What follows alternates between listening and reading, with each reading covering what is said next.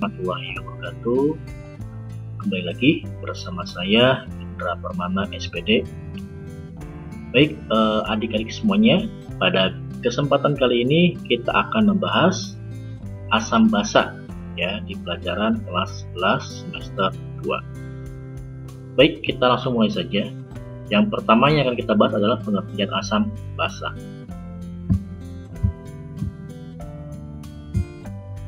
Sini adik-adik semuanya, asam didefinisikan sebagai senyawa yang menghasilkan ion hidrogen atau ion H+ ketika larut dalam pelarut, biasanya air. Di sini untuk kata kuncinya adalah melepas ion H+ ya. Adapun juga di sini sifat-sifat dari asam. Yang pertama di sini senyawa asam memiliki rasa asam tentunya. Kemudian yang kedua, sebagian besar reaksi dengan logam menghasilkan H2. Ketiga, dapat mengubah warna zat yang dimiliki oleh zat lain atau dapat dijadikan indikator asam atau basa. Ya, jadi bisa menentukan asam ataupun basa. Kemudian selanjutnya, senyawa asam bersifat korosif ya. Jadi biasanya kalau terkena besi ya ataupun logam biasanya bisa berkarat ya ataupun korosif. Nah, kemudian selanjutnya dapat menghantarkan arus listrik.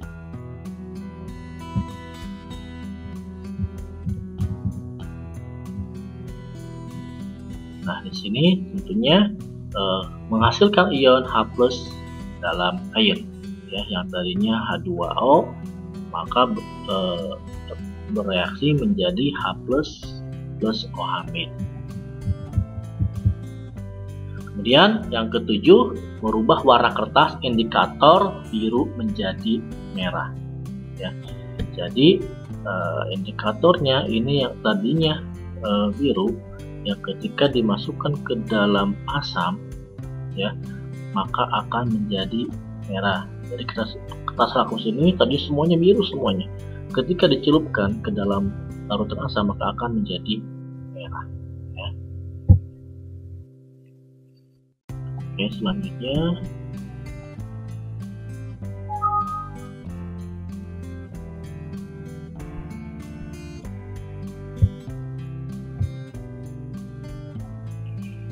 yang kedua, pengertian dari basa.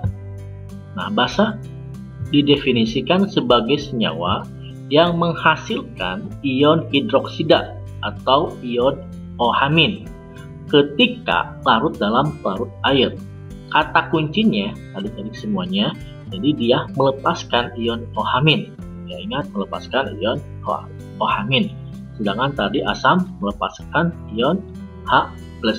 Itu kata kuncinya. Nah, di sini juga untuk sifat-sifat basa. Yang pertama, senyawa basa bersifat licin ya. Contohnya ketika kita menggunakan sabun ya, ini licin, berarti sabun termasuk basa. Selanjutnya, dapat mengubah warna zat lain. Warna yang dihasilkan berbeda dengan asam ya.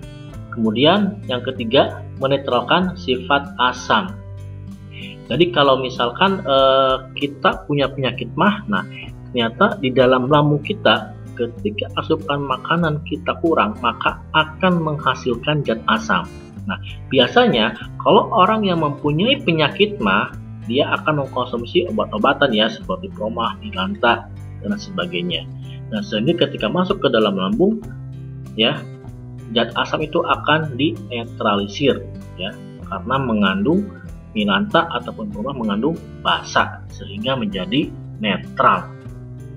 Kemudian senyawa basa terasa pahit ya, tinggal coba saja sabun ya, sama jadi semuanya sabun kalau dirasa itu seperti apa ya, pasti pahit.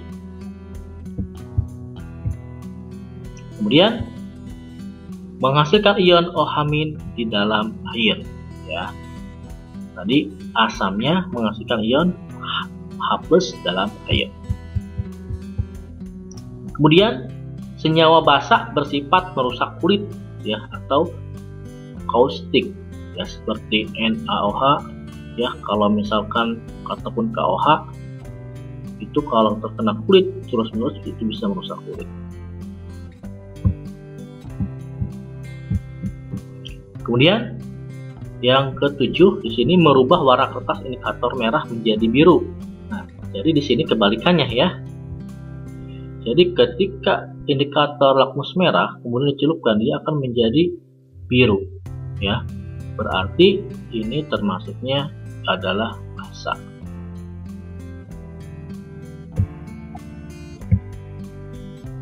Baik adik-adik semuanya, nah, sekarang kita berlanjut kepada teori asam basa, ya.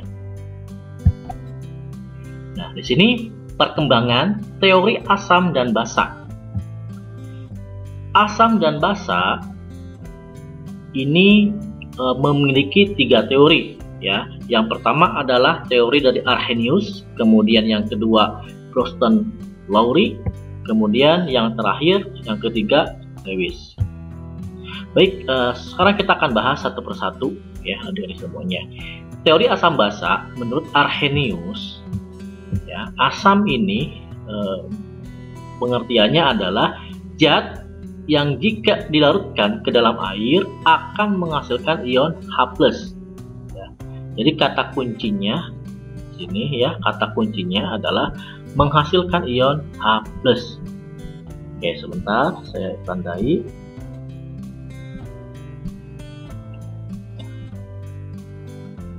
Oke, di sini kata kuncinya menghasilkan ion H+, ya. Nah, kemudian adik-adik semuanya,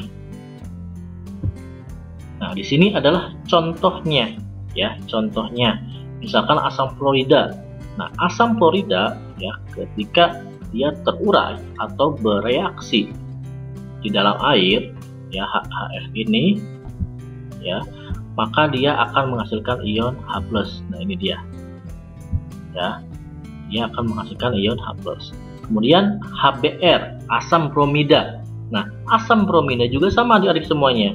Nah, ketika dia terurai atau dia larut dalam air, maka dia akan menjadi ion H+ dan Br-. Nah, tentunya dia menghasilkan ion H+ juga.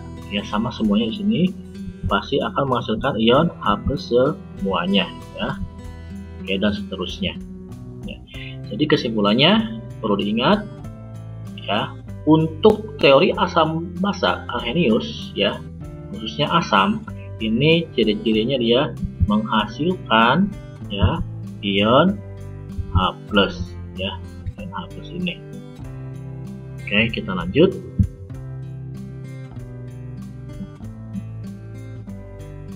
Kemudian asam juga dikelompokkan berdasarkan jumlah valensi asam yang dihasilkan, ya.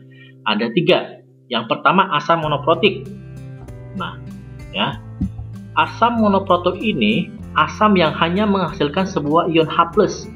Jadi pada zatnya atau senyawanya dia hanya satu, ya, HCl, ya, satu. Ini kan CH3COH, ya. Tadinya kan HCl ini, ya, HCl ini kan tadinya kalau kita ini, ya, ini H+ ditambah HCl-, ya.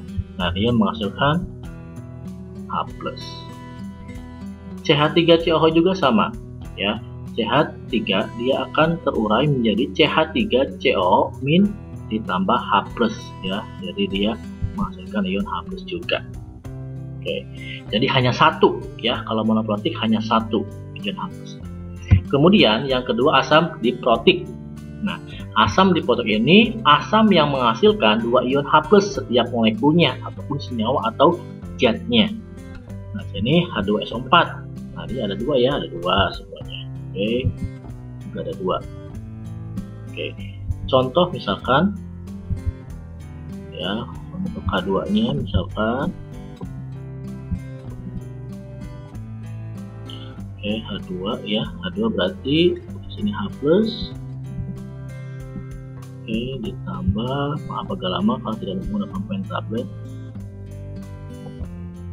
SO4 ya, di sini 2 min.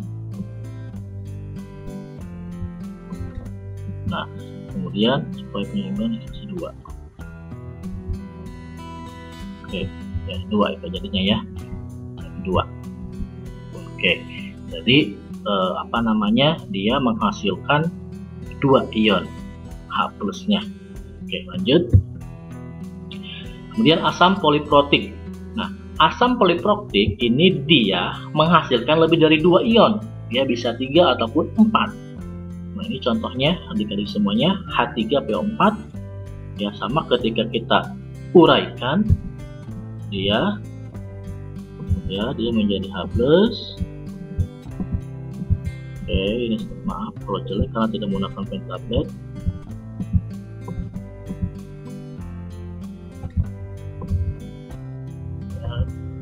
PO4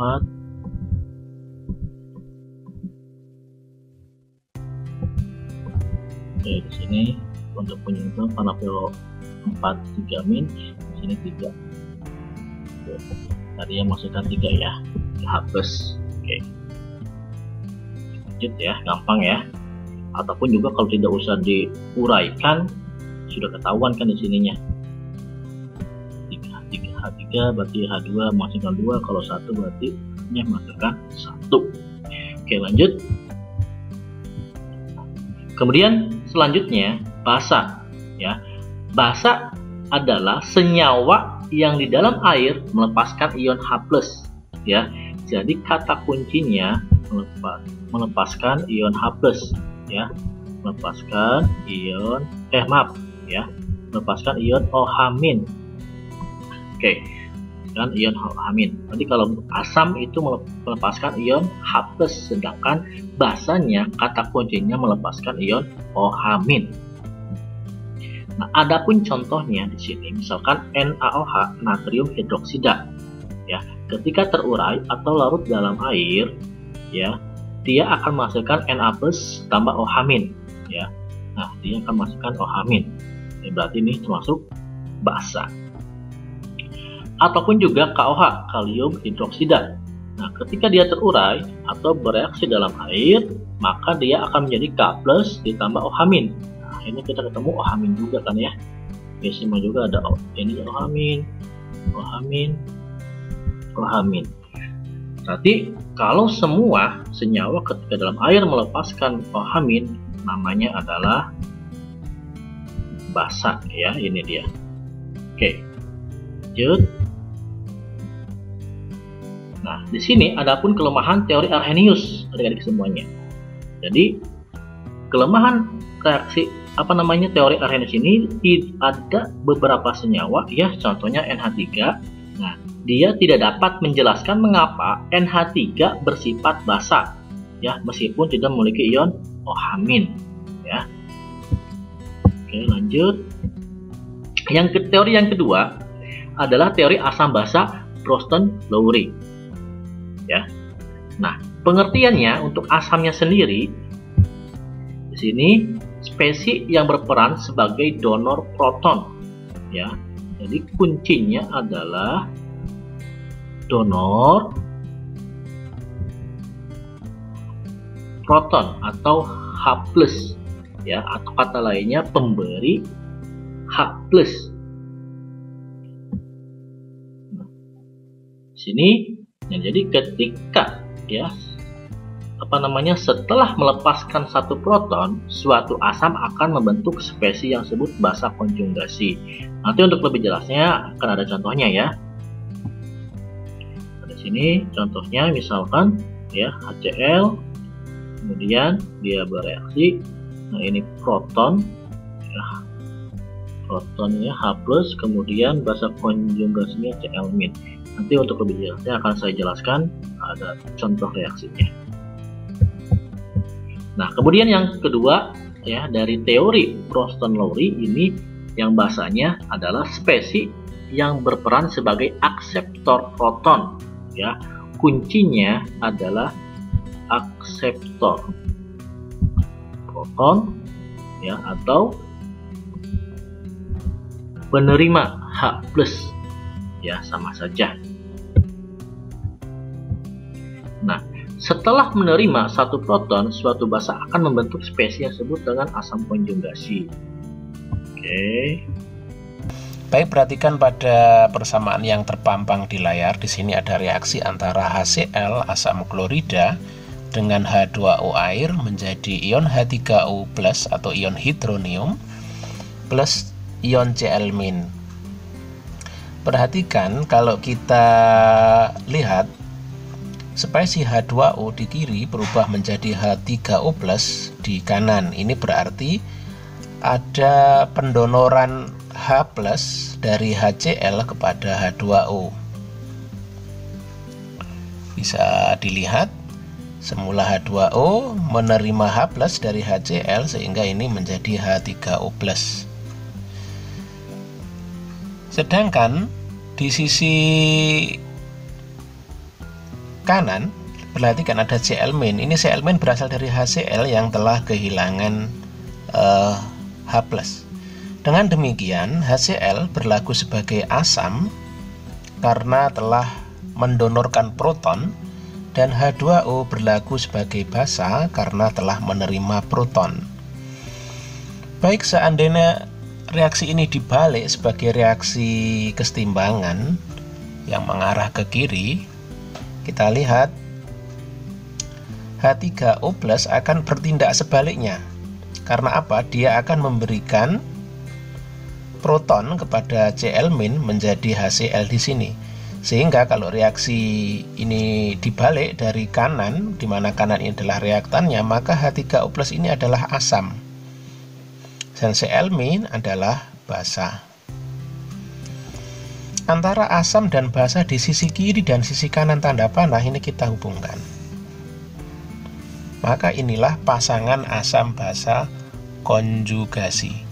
Jadi ada dua pasang, yakni yang pertama HCl dengan Cl-, kemudian ada H2O dengan H3O+.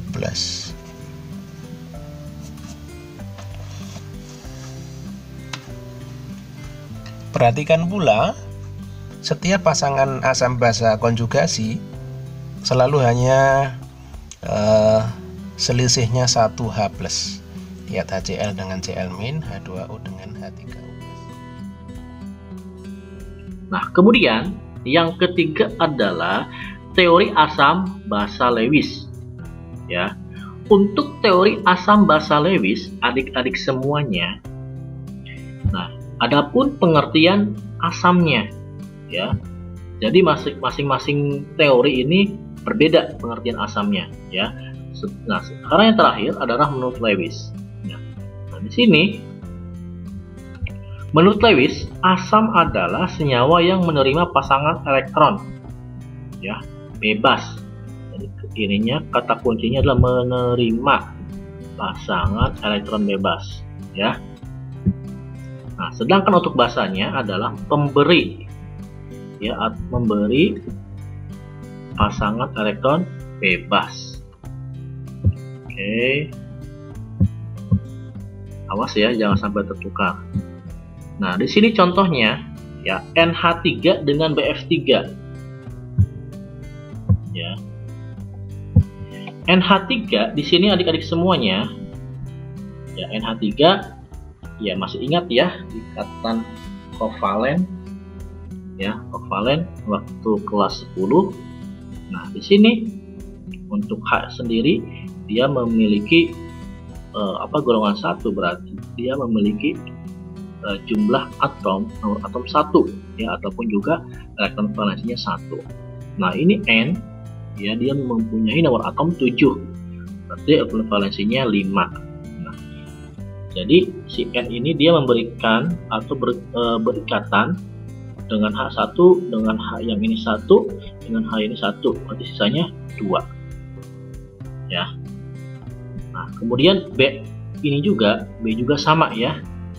B dia memiliki nomor atom 5, sehingga elektron konfigurasinya 2, 3. Nah maka elektron valensinya adik-adik semuanya dia mempunyai 1 di sini ya, di sini juga 1, di sini juga 1. Sedangkan untuk F dia memiliki nomor atom 9, berarti elektron konfigurasinya 27. Berarti kan yang gunakan elektron valensi ya. Dia memberikan ini 1, ini 1, di sini 1, 1, 2, 3, 4, 5, 6 ya, juga sama ya.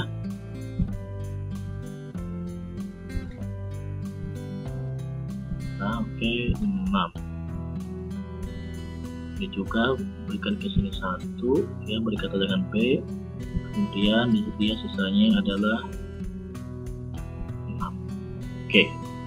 Nah, kemudian si B ini dia habis semuanya berikatan, sedangkan si N ada yang tidak berikatan, atau ini namanya elektron bebas ya, pasangan elektron bebas. Pasangan elektron ini ya, PEB. Nah, elektron bebas. Nah, berarti adik-adik semuanya si N inilah yang akan memberikan kepada si B atau BF3. Nah, sehingga ikatannya seperti ini ya. Nah, ketika sudah dia bergabung, maka yang elektron bebas ini namanya adalah ikatan kovalen koordinasi ketika sudah bergabung dengan BF3. Nah, sehingga dengan demikian tadi kan clue-nya, kuncinya adalah yang memberikan ya pasangan elektron bebas berarti termasuk basa, sedangkan yang menerimanya adalah asam.